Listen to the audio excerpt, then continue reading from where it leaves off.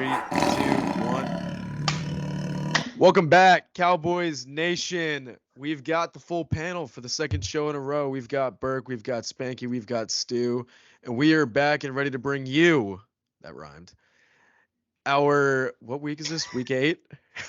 Yeah. Week 8?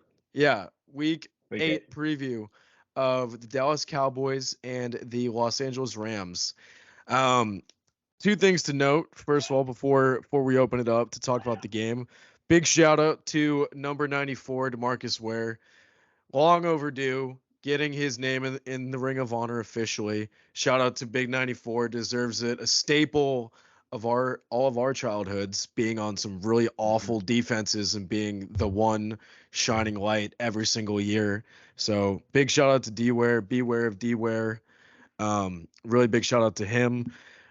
Second thing to note as we kind of move into our initial thoughts of the game here. How about that injury report? That was awesome. Yeah. Besides one. But well, that was the injury report going into practice today. And he was full participant, wasn't he? Oh, no, you're talking about 77. Well, I guess you just spoiled it, but Cowboys injury report was flawless going into practice today, and we come to believe that unfortunately Tyron Smith suffered from a neck stinger, I think they diagnosed it at. And I don't know how serious. Cowboys probably won't leak how serious it is, but pretty sure he dealt with this last year, honestly. If that, like, neck stinger and Tyron. What hasn't he dealt with? Yeah. Like, genuine question. Neck stinger and Tyron Smith rings a bell for whatever reason. So you could tell me Tyron Smith was in a wheelchair at one point, and I'd probably believe it. Yeah. Like, poor guy, man. Poor guy. And so that's pretty bad. But other than that, Cowboys are fully healthy. And I come to see that the Rams starting right tackle Rob Haverstein did not participate in practice today. So they will be that one, that's their vet on their own line. And 2, that's probably their best offensive lineman. And 3, that's the guy Micah would be going over. So That's a great sign for our defense. Just an area for DQ to attack and exploit. But that's all it on the injury front. And I guess I'll just get us started on kind of just general things. This may be a different Cowboys team than when we talk on the pod for our recap video Monday.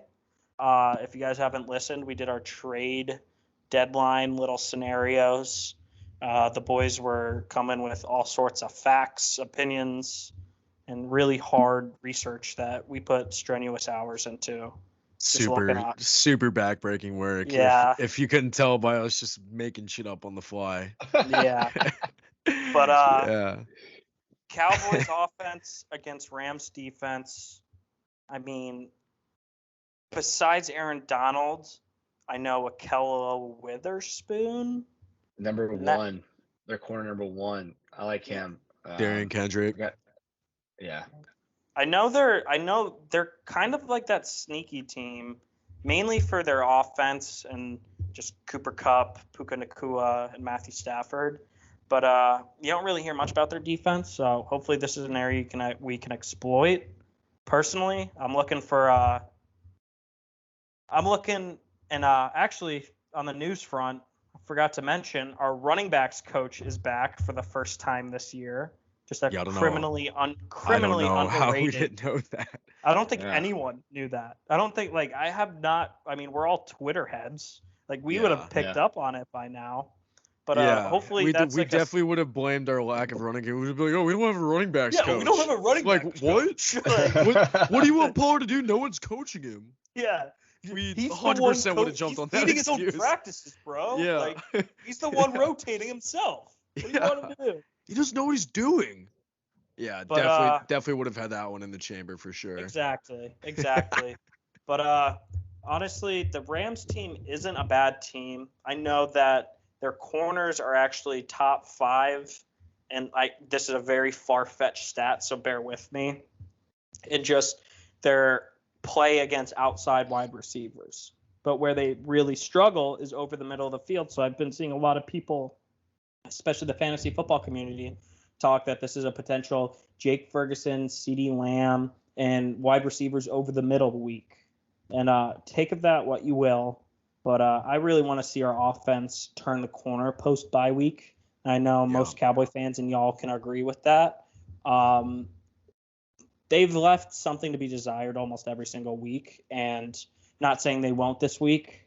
We're the Dallas Cowboys. We just don't deliver on the hope and promises that we're capable of. But hopefully this week we can turn a corner. Our run game gets going. CD gets a bunch of catches and receptions, not only for my fantasy football team, but just solidifying himself as that 88 number he is. And one thing I really want to see this week, and we talked about it last week, is I wonder if Jalen Tolbert gets a little more reps post-bye week. I wonder if we acclimated him a little bit more, but that's all I got. So. Right? Yeah, that's all I got. Really hoping for a good offensive output week for the Cowboys, but I'm curious to know what y'all think. Yeah, I like how you talked about up the middle of the field. I like that Jake Ferguson can have a big game. Their number 00, look at their depth chart, Byron Young. He reminds me a lot when you look at him as like only the old Baylor fans remember this, is Taylor Young from back in the day, middle linebacker, a little smaller guy. I know, who could forget? I know y'all remember on the him. Tip of my tongue whenever I see him. Yeah, and so he reminds me of him, just a ball. Like, he just loves to go to the ball. He'll hit anybody out there. And then also Jordan Fuller's out there at safety. Like I said earlier, Kendrick number 1, I like him a lot. And then obviously you got Aaron Donald. So this will be a fun matchup with against Tyler Smith, and then Biotish, and then obviously got Zach Martin in the middle. So this will be a really interesting, because like you said earlier, no one really knows this defense very well besides probably Los Angeles Rams fans. So I'm really interested to see how they actually are in defense, because I don't watch much of them, to be honest. When they're on prime time, or they're on red zone, I'll watch them. But yeah, the defense doesn't stick out very much besides Aaron Donald. Their secondary is going to be weak. They have a loser in Travius Tomlinson and their backup cornerback, who absolutely sucks, who I hate so much. And luckily, if he started, CeeDee Lamb would have 30 catches against him. He's the absolute worst. And then we'll talk about their offense later. How many catches would you have on him, though? That's the real question. At least 8. Dude was garbage in high school. Wasn't any good. But yeah, that's just facts. Everyone knows it. Everyone. But in their offense, yeah, everyone knows it. Their offense is. We'll talk about their offense later, but that's a general thought I have about their defense. Not really, no big name side Donald, but I'm very interested to see how we do up front against them. Because I mean, you're going to double team, you're going to triple team Aaron Donald, and they have names like Jonah Williams, Kobe Turner. They've run a 3-4. Right. So, or yeah, they run a 3-4. So it'll be interesting to see how they do against, how our O-line does against their D-line. No, yeah, 100%. I've also been seeing that, like, in terms of what people are saying, like, oh, like Jake Ferguson breakout week. I feel like I really see it, honestly. Like, I don't really see a reason why he can't have a really big week. I mean, it kind of feels like this year, and especially this is just a lot of, just a product of Cowboys fans being bored over the bye week. But the stat comparisons between him and Dalton Schultz so far this year, which for the record they're basically on par. But the fact that obviously one is on a rookie scale deal as like a 4th round pick is being paid a lot less than what Schultz ended up getting. I mean, it's obviously a big difference. And I really think Ferguson is slowly starting to turn the corner. I mean, I feel like as Cowboy fans, especially considering the security blanket that Dalton Schultz was just the last few years, we've really expected it to just be like an overnight thing. Like, hey, Dak's just instantly going to trust Jake Ferguson, a second-year guy, the way that he trusted Dalton Schultz the last 5 years. Like, that's just not how it works. But I think that we're starting to see Ferguson come into his own. It's been useful in the running game as well as a blocker. I know they talked about it in our last game against the Chargers on Monday night. They talked about him as a blocker as well. He's just being useful. And again, like Spanky mentioned, over the middle is where we're going to beat this team. This defense, again, we're all in the same wave where, we don't sit here and just crunch Rams game tape. Like, obviously we care, but we don't have the time to do that. Like we're all busy, 20-something-year-old guys. So, I mean, we have shit to do, but like this defense on paper, like obviously you have your big name in Aaron Donald. You have Byron Young, who Stu compared to that Baylor guy, whatever his name was, who could forget Bryce Young Taylor or Young. whatever. Yeah, Tyler Young. Yeah, Carry on Taylor. Young. yeah, Tyler Young. He was the Yeah. one that made that huge hit against Baker Mayfield where he threw him down. Oh yeah, him. I mean, he Oh, definitely yeah. seen that play. I mean, what a moment. Totally. What a Okay. I mean, Yeah, that was I a where were remember you that. moment for sure. Yeah, Yeah. don't remember Yeah, that. when we went 1-11 that year. Yep. Yeah, that's I what I totally, don't I remember. totally got those Yeah. games in Connecticut. Yeah. Yeah. But yeah, Byron Young, Bryce Young, Chase Young, Tyler Young, Trey Young, whatever his name is. Ernest Matt. Jones is a very solid inside linebacker as well out of South Carolina. They've got some underrated players in their secondary. Jordan Fuller is a really solid player, actually, very underrated safety.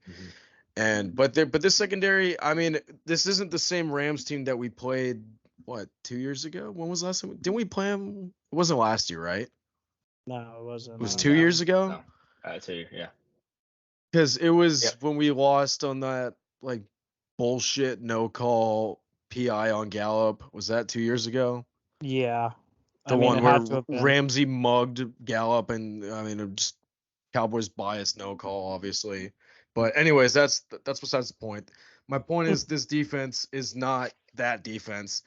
It's a very, very vulnerable team, and like we alluded to, this needs to be a week where you can at least, like, it doesn't have to be perfect. We're never expecting, well, I mean, selfishly, we probably are expecting perfection because that's how being a football fan works. You expect everything to be perfect 100% of the time, and when the slightest little thing goes wrong, especially when you're a Cowboys fan, like, you make a big deal out of it. I mean, that's what we do. I mean, that's literally why we're on this pod, is to make a big deal out of little things. But this team in the Rams, it's not a bad team, but it's not a great team either. Like, this is a team that you should take care of business with, especially on D-Ware Ring of Honor game. Like, this should be you're back at home after a bye week. It should be a take care of business game. And if it's not, then we'll have a lot to talk about on when we do our recap pod next week. But I'm really looking for this team to bounce back. I'm really hoping, obviously, getting the running backs coach back, huge. Wish we had known that for the last 6-7 weeks, however long it's been. I'm already losing track, but really wish we had known that. That would have been cool. And then, sorry to interrupt you, Burke, but Brandon Allen's warming up for Josh Allen. I just saw that. I was trying to figure out which Allen that was. I thought that was Kyle Allen, but okay, so Brandon Allen. Let's throw a lot of screens to James Cook, I guess. But also to interrupt you, Burke, this is also double interrupted. Great. Yeah, double interruption, whatever. But this is also a week where players that are kind of, I don't want to say in fringe starter roles, but definitely people where fans are calling for upgrades on their position, and whether that's Rico Dowdle in the running back room and Tony Pollard, or whether that's Michael Gallup and potentially Jalen Tolbert. Well, like some guys on offense really need to capitalize on their reps this week. The trade deadline is Tuesday. And I mean, let's say Gallup shits the bed. Are you gonna say that it's 100% definite no to a potential wide receiver trade? I mean, despite what Jerry says, you can't rule anything out, even if it's Terrence Marshall. So we got to look for some of these guys, especially like Gallup, especially like. Did you see Terrence Marshall, or did you just pull that out of your ass? Terrence Marshall's been on the block. He has been. Yeah, he requested a trade like 2 weeks ago. Oh, okay. Yeah, you would know if you were on the pod during then. You would know if he showed up on the pod. That's true. I'm pretty sure we did mention it on the pod. So. Yeah, for sure we did. And you just kind of had to be there. Yeah, for real. Gotcha. But also to go off. I usually listen to it. Yeah, sure you did. No, you don't. To go off your point, Berkey, the Rams team isn't a great team. If they're a good team, I don't know. They're not a bad team, but part of my take would classify them as a sneaky team, and that's exactly what they are. They have the capabilities to score. They have a big name on defense. They got a couple big names on offense. One of the best coaches in football. They're a sneaky team, and And he just just let's had get a it. kid.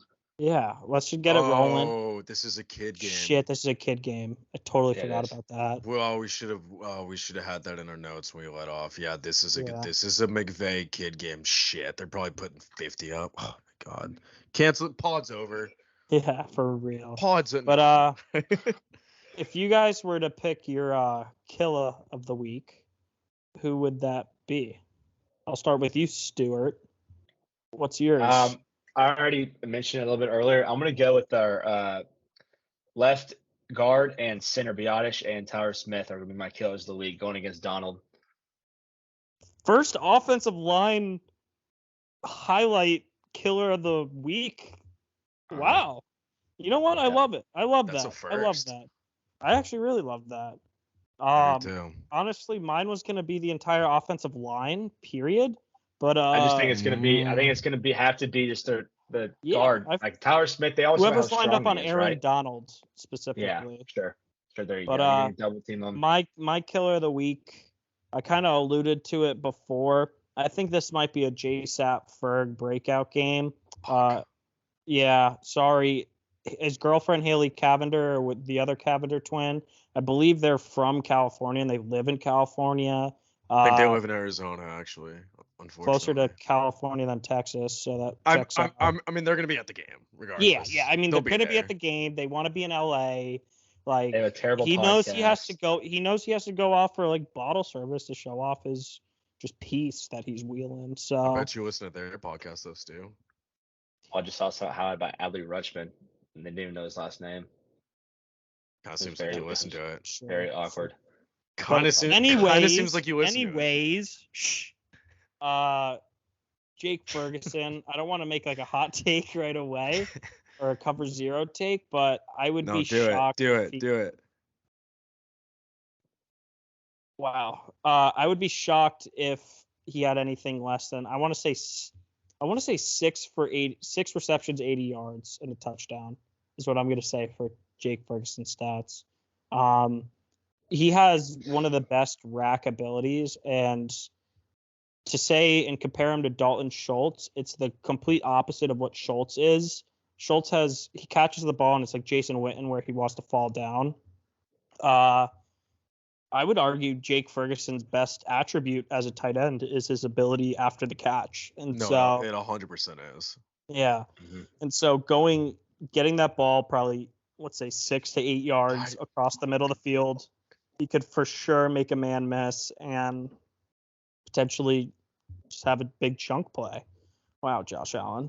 But let me throw this to Bennett, and we're putting him on the spot because I already took his guy. And yeah, Burke, who's your kill of the week? Well, good thing is I had two backups as Chris Godwin scores a touchdown, and I started James Cook over him. Great. But my two backups, it's Pollard and it's Brandon Cooks. I'm leaning because I called it last time.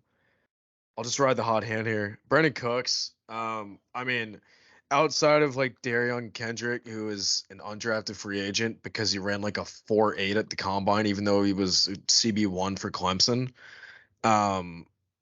Their secondary is very vulnerable. Bottom line, like it just feels like a game where I think every passing game wise, like this game kind of feels like the New England game where it's like they have a very vulnerable secondary and it feels like it could be a big day for the passing offense. And so I think Brandon Cooks could really have a big game. If I was to say stats, I mean, not that it should be that hard for him to set a career high not career high, season high in yards, considering it's like 36, something like that this year. I think we comfortably see Brandon Cooks probably like 4 or 5 catches, probably around 50 yards. Maybe he'll sprinkle a little TD, but I think he'll have some big conversions like he did in the Chargers game where it's, hey, shadowing Jordan Fuller on Darian Kendrick's side because CD's over there. Oh, Brandon Cooks is wide open over the middle for a conversion, and we hit him on a little drag or a little slant. I think it's a game where kind of like the Chargers game where it's, Brandon Cooks might not show up like in the stat sheet with a bunch of great counting numbers, but the impact plays that he makes, I think, is going to be a turning point for us. So that's my hot boy of the week. But I want to shift this over to the other side of the ball because I feel like this is kind of what matters a lot more for this game is their offense and our defense. And I'll just start by saying, obviously, not having Rob Havenstein, however you say it, is big, obviously, for the sake of our defensive line. But this is an offense, and I mean your top playmakers are guys that were on that Super Bowl team. Obviously, you have Stafford, you got Kupp, you have Higbee, the guys that were there for the Super Bowl, and you've got a guy who's been an absolute freak that everyone's talking about, Puka Nacua, who's been awesome this year. And then you've got another guy, sneaky, tiny slot guy that when he was drafted, everyone said, why did the Rams just take this guy? And now he looks like a stud. It's Tutu Atwell. And they've got a stable of very capable running backs. I'm staring at their depth chart right now. I mean, they've got 4 names of guys who all could see decent touches, and Darrell Henderson, Royce Freeman, Zach Evans, Myles Gaskin. Like, Zach Evans is a rookie, but the other 3 guys have seen success. And I know Spanky's shaking his head. I'm not saying before we get in like a stupid debate, I'm not saying I'm scared of their running back room. I'm just saying they have guys that are capable. That's all I'm saying. Yeah, every NFL team has guys who are capable, but the Rams beat us through the air, and I think that's pretty evident. Unfortunately, we're going to have to watch McVay and probably a bunch of pre-snap motion against a Dan Quinn heavy man scheme. So our defense is going to have to communicate a lot, and from what we've seen against the 49ers, heavy pre-snap motion tends to hurt us a lot. So hopefully this is another game where our defense gets tested in terms of a playoff caliber matchup against great offense, because a McVay type coach normally, and the Rams are exception because they went all in on a year where they made it to the Super Bowl, but a McVay type coach is probably making the playoffs more times than he misses the playoffs. Right. And I don't think and just going up against that style of team, especially with Philly on the horizon, after getting embarrassed by San Francisco, like, this is a team where their offensive style does not play to our strengths. And I think that's a very easy thing for us to say. But in terms of us defending the pass, I think the best case scenario, and the Cowboys absolutely dominate or beat the Rams and our defense looks good, is through the trenches. Their Rams offensive line isn't that good, and now they're missing Rob Haverstein potentially. He didn't practice today. But we really need our boys up front to show up. If we get pressure on Stafford, if he doesn't have time for Cooper Kupp or Nacua routes to emerge down the field, we'll be successful. But I have a question for you guys: is what corners are you lining up on who for the Rams? I was literally about to ask the exact same thing, and I was trying to figure it out in my head. That's funny that you brought that up. I was like, I'm about to say the same thing. I think Bland on Kupp. Yeah, I was going to say Bland on Nacua. I was going to say Bland on Nacua. I think Nacua is a little more physical because than the Kupp's Kupp. route running. Yeah, because the Kupp's route running. Yeah, I don't want Gilmore on speed necessarily. Right, but he'll beat you with like he's crafty. Technical ability. Yeah, that's kind of where Stephon can thrive. Yeah, I would go Gilmore on Kupp, Nacua, or Bland on Nacua, Lewis on Otwell. But I mean, Lewis can't keep up with Otwell. Like if he gets one down the seam, so that'll be interesting. Yeah, but hopefully our D line is crashing the pocket. That was my whole thing. Was I was talking about is the McVay knows how to, just like Kyle Shanahan. He knows how to beat the weaknesses of a defense. You're Right. going to have to see a lot of pre-motion snap movement, and you're going to see a lot of holes in the middle of that defense be found by Cup and by Nakua. And then you're going to see Atwell go off the top. And when he does go off the top, can our D line get pressure on Stafford to affect a throw? I say yes. I don't think that they're like you said earlier, Spank, their O line is not good. And I do think that they will not be able to throw the ball deep. They're going to have to dink and dunk. And I think this could be not a big game for a tight end, but a big game for Tyler Higbee, where he just catches those 5 yards out. So he does 5 yard slants, 5 yard stops. He has like 8 catches for like 45 yards, something like that. And that's a big game for him. Yeah. I think that's all they can do is get those old dink and dunk passes and then Cup in the middle of the field. I think this is a game where Dan Quinn will neutralize Nakua, and Nakua does not have a great game. But someone on their speed guys or their outside guys will have a big game. I'm going to say it's Cup. I think Nakua gets neutralized, and I don't think Atwell will be able to go get the deep ball because our D line will wreak havoc during the game. Yeah. Yeah. I think I'm on the same wave. And also, I know we were speculating this before.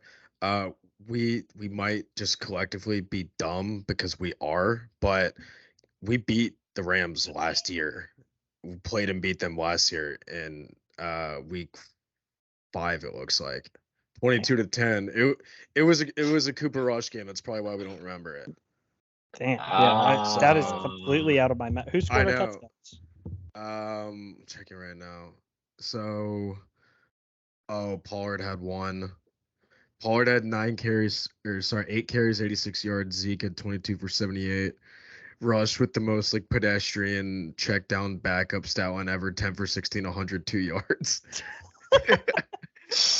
And then We won a game with our quarterback throwing 102 yards. we also had okay, so you might remember this last year. But DeMarcus Lawrence, like second play of the game, like had a fumble recovery touchdown. I don't know if that's ringing a bell at all. It was like really early in the game. This is also when we were popping, like we were 4-1. So Okay. Yeah. The yeah, Cooper Rush it said- memory is pretty gone. yeah, it says Rams. Is that the week? Is that the little week before we played the Eagles? Because that's when we were like all high and mighty. Yes, and then, that's Yeah, probably it was. Wait, I'm double checking, but I think yes, it was. So this was right before we went to Vegas, I think, Oh, yeah. last year. Yikes. So yeah. So that's why our but- memory's pretty off. on Yeah, this yeah. one. Okay, so now it's. I mean, it's not coming Makes back to us, but sense. we'll say it's Yes. coming back to us. But Yeah. yeah, so 22-10 last year, and it was third offensive play of the game. Dorrance Armstrong strip sacked DeMarcus Lawrence, scoop and score. Okay. So Okay. we had that, I'll couple say I field remember goals. that. Yeah. We'll just be on record saying like, hey, good job, Cowboys, week 5 of last year. We want to be on record saying like, sure. good job. Yeah, Yeah. sure. We'll give it to y'all. But anyways, so sorry for that little tangent there. But what I really think is going to be the key is just like you guys said, it's winning in the trenches. This run game doesn't scare me. If they're going to win this game, it's going to have to be like a vintage Stafford game like he had in 45, Detroit 50 against the pass Cowboys attempts. exactly, where he's throwing the ball so much you think his arm's going to fall off and he's going to need fucking TJ like his homeboy Kershaw. But like it's literally going to be like a game where they're like we're going to have to force them to beat us through the air, and it's going to have to be like kind of I feel like their offense is kind of similar to like the Chargers, where it's not necessarily like how Kellen Moore likes to abandon the run early. I feel like the Rams try to be a little more balanced, but they're not, especially now that they don't have, Kyron Williams. Like while they're going running back by committee, they know that this game is going to be won or lost in the hands of number 9, Matthew Stafford. And if we can get pressure on him, I don't see a way that we can't win this game. Like it really does start up front. It's a big week for Micah Parsons. It's a big week for DeMarcus Lawrence. It's a big week for everyone on that defense. But, especially with the magnifying glass of the deadline coming up, it's kind of a game where, and this just popped into my mind just because I was about to talk about linebackers, We're gonna see Rashawn Evans this week, right? Probably. Yes. I would hope so, especially after the bye. Now, Yeah. how much do you expect to see out of him with how Marquise Bell is I don't know. playing? 30% 30%. snap share. Yeah, Yeah. I'd say. Yeah, I don't think that we'll see him a lot, but yeah, it really starts up front. Like this game's gonna be won by the effectiveness of our pass rush. Like if we, especially just considering the receiver talent that the Rams have, if we just let Stafford sit in the pocket and dink and dunk and go over the top and take his deep shots, he like he's Matthew Stafford, he's gonna hit some of them. So, it really just does start up front, and if our secondary is on, if our pass rush, I mean, cornerback's best friend is a good pass rush, right? So this is just gonna have to be a game won or lost in the trenches. So, One more thing before we do our hot boys of the week. I think yeah, this is going to be more of a bend don't break, old type of Dallas Cowboys defense type of week, where they're going to get their chunk plays. They're going to get their 20-yard, 15-yard plays with Cup, in my opinion. And like I said earlier, Higbee. yeah. Don't think the running game would be very good if at all. Like you said earlier, Burke, like this could be an old vintage Stafford game, but like bend but don't break. Let them kick their field goals. Don't let them score touchdowns. Those big chunk plays can't turn into touchdowns. Hmm. Don't let the 25-yard catch by Cup go up the middle of the field and he gets a 75-yard touchdown. Yeah, Bend but don't break, in my opinion. yeah. Marinelli style. Mm-hmm. So, with that being said, let's dive into our hot boys of the week. Um, who wants to lead us off? I'll lead us off because it's a fiery take. Oh, love My it. hot boy of the week is going to be Jordan Lewis. I expect the Rams run a lot of 11 personnel, which, if you don't know, that is one running back, one tight end, three wide receivers. And so Jordan Lewis is going to be on the field a lot to cover Tutu Atwell and the slot wide receivers that the Rams have. Kind of feels like a game where a ball might be tipped, like a wide receiver catches it and a big hit jars a ball loose. I kind of I'm feeling the tingle of a Jordan Lewis interception this week, and Oh, also kind of what you guys are saying. Tutu Atwell is known for his burners.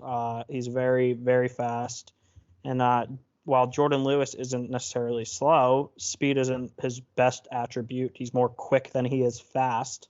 yeah. But I think he could really eat in the slot, especially if Dan Quinn does different looks and maybe we zone a bit more this week, where Cup and Nakua run the over the middle routes where Jordan Lewis could kind of lurk and be under those routes. I kind of have a feeling he has a good week. I don't think any of us have picked him this year to be a Definitely hot not. boy. Definitely And not. yeah.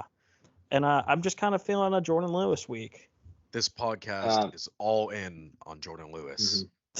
We are. You ride or die. I'm going to be, it's not going to be a hot take. It's not going to be anything crazy. It's going to be very vanilla. It's going to be Micah Parsons coming off of, in my opinion, 2 games where didn't really do much. I know he had that sack against Herbert. I think that was late in the game. Had some Last pressures. drive. Yeah, last drive. Yeah, it was. So Second to in last my opinion, play. I don't think he's had I think probably 2 of the worst games had this year. I know he's only played 6, but they came last 2 games, enough a bye week. That's fair. So I think this is a game where he, especially without that right tackle you talk about, Smicky, if he does not play, even if he does play, who gives a fuck? It's Micah Parsons. He's going to be hungry off a bye week. He's going to be the healthiest he's been since week 1. Hopefully we don't have some lingering issues, which I don't think we do. But this could be a game where he just comes out hot. And if they don't dink and dunk like we were talking about earlier, this could be a game where Matthew Stafford just gets destroyed. And I hope that happens, but I also love Matthew Stafford. So I don't want him to get pummeled. But if they don't protect him, he will get destroyed. I think it's a Micah Parsons two sack and a forced fumble. Okay. Love it. So I just want to touch on one thing real quick that kind of caught my attention. So you said you love Stafford. Like, is that your guy? Having part dude from Dallas, Texas, like I think like Are you baseball from growing Dallas, up. Texas, though? I mean, an hour 45 away. Mm. Damn, so I'm from Texas Kind boy. of seems like you're rooting for It's the a Rams Texas this boy. weekend. That's just not true whatsoever. Again, I'm not. I don't think Spanky is either, but some are saying that you Okay. put money on the Rams. Some are saying. I would never bet against one of my teams.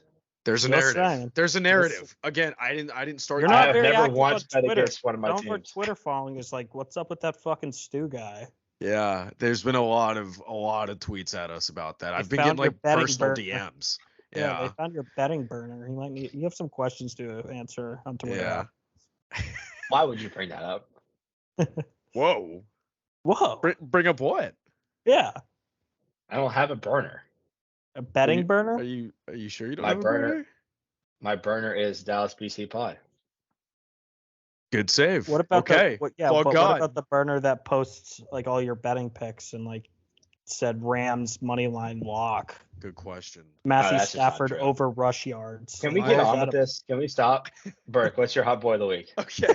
Okay. Yeah. If you couldn't tell, that was obviously satire, or was it? But Probably my not. okay, we're done. We're done. This is gonna turn into like a PMT Lighthouse thing. It's just it's never gonna die. Okay. So my hot boy pick this week, I picked him earlier in the season, and I know I talked a lot about how this game's gonna be won or lost in the trenches. But we're throwing a curveball. Fuck it. Back in. Top 10 cornerback in football. I know we've been pushing that narrative. Deron Bland, big game. I'm going to say Deron Bland pick.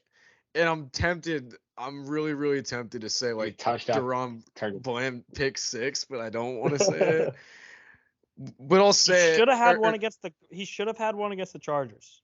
He should have. Okay, so I'll say my hot boy is Deron Bland this week, and my prediction is Deron Bland is going to get an interception. It's going to be in the second half. I'm not going to say third or fourth quarter. It's just going to be a very big momentum changing second half interception. You gotta feel it, yeah. Yeah, I've been feeling it. I've been half, feeling it. Yeah, second half. Crucial drive. Yeah, 44-yard line.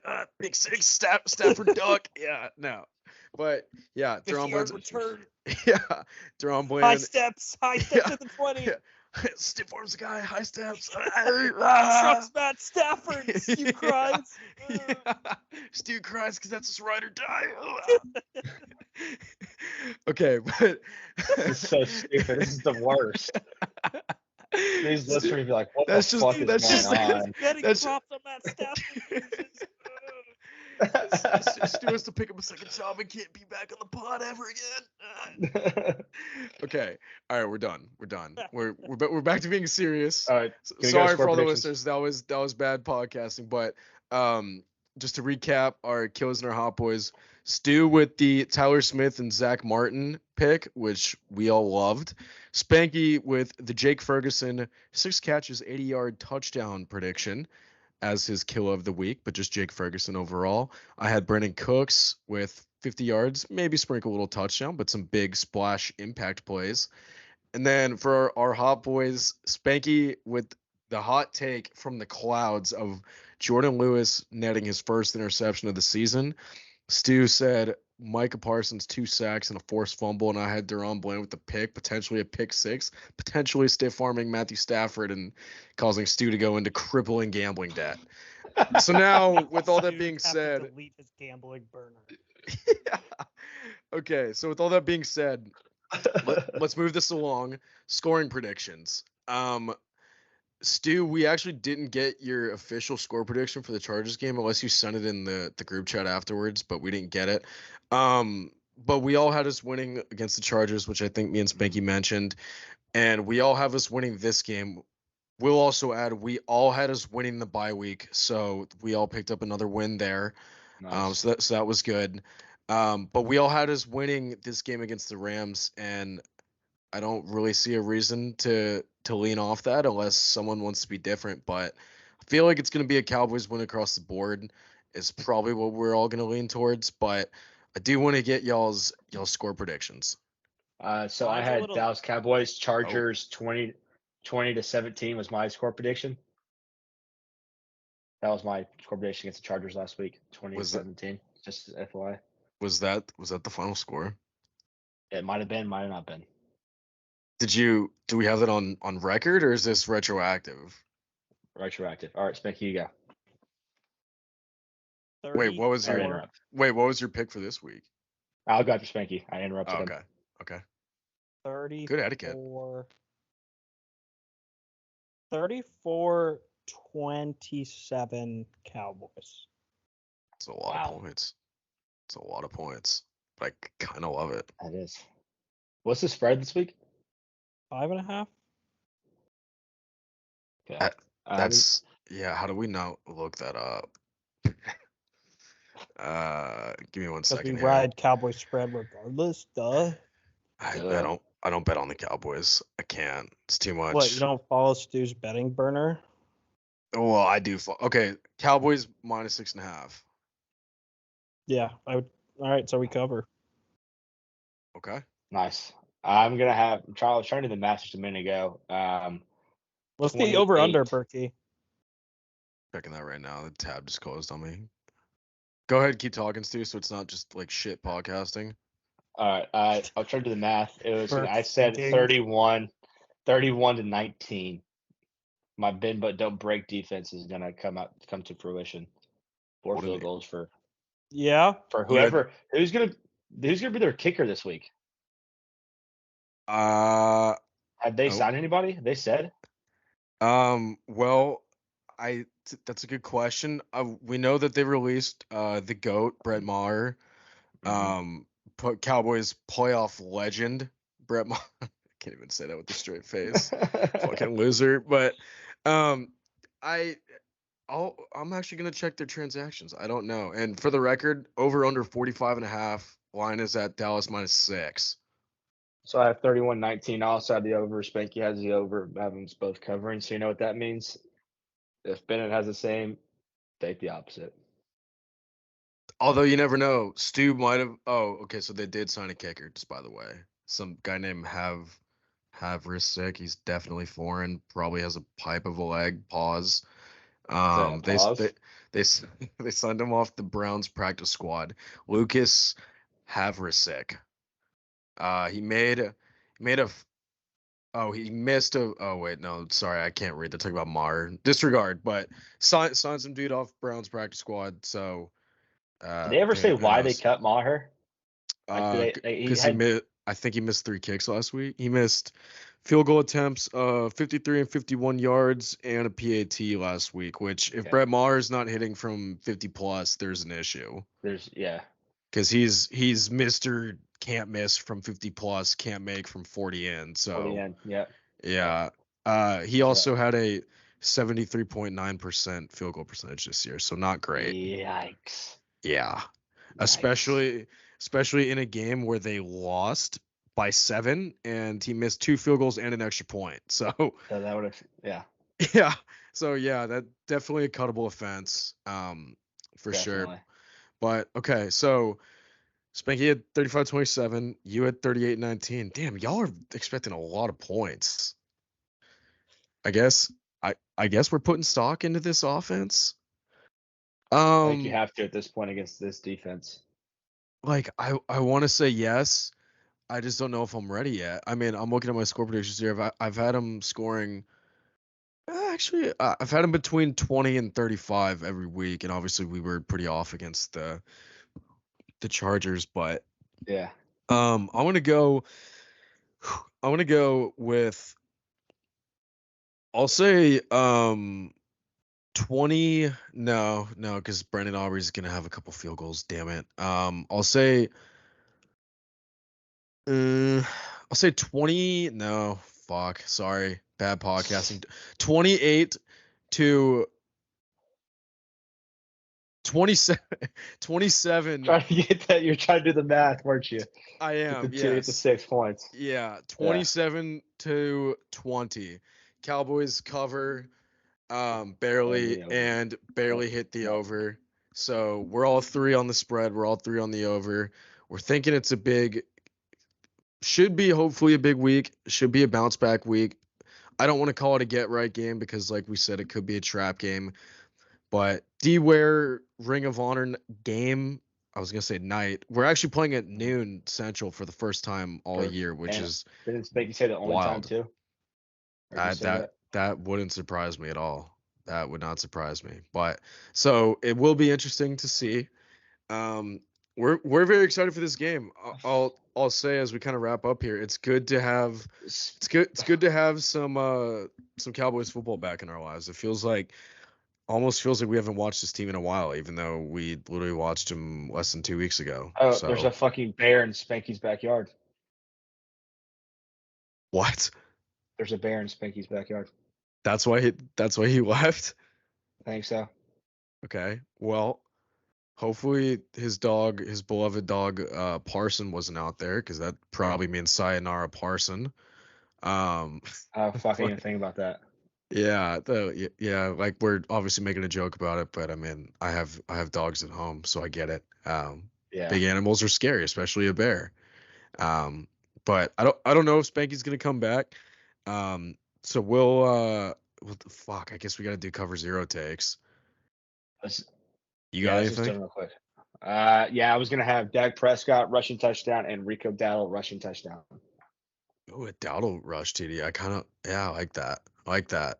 Both So anytime, and I would sprinkle Rico Dowdle first touchdown, even though I know that's crazy to think about, because that means we're gonna have to get stopped the first drive and stop the Rams probably twice.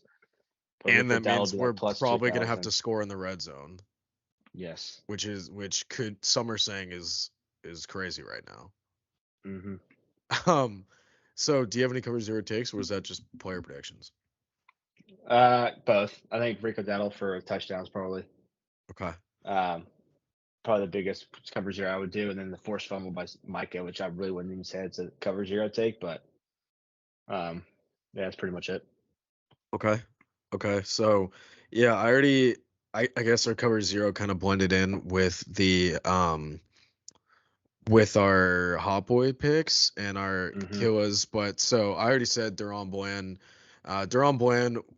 And I'm going to get this in a full statement so I can clip it once it hits. But Deron Bland will have an interception return for a touchdown in the second half of the Cowboys game against the Los Angeles Rams this week.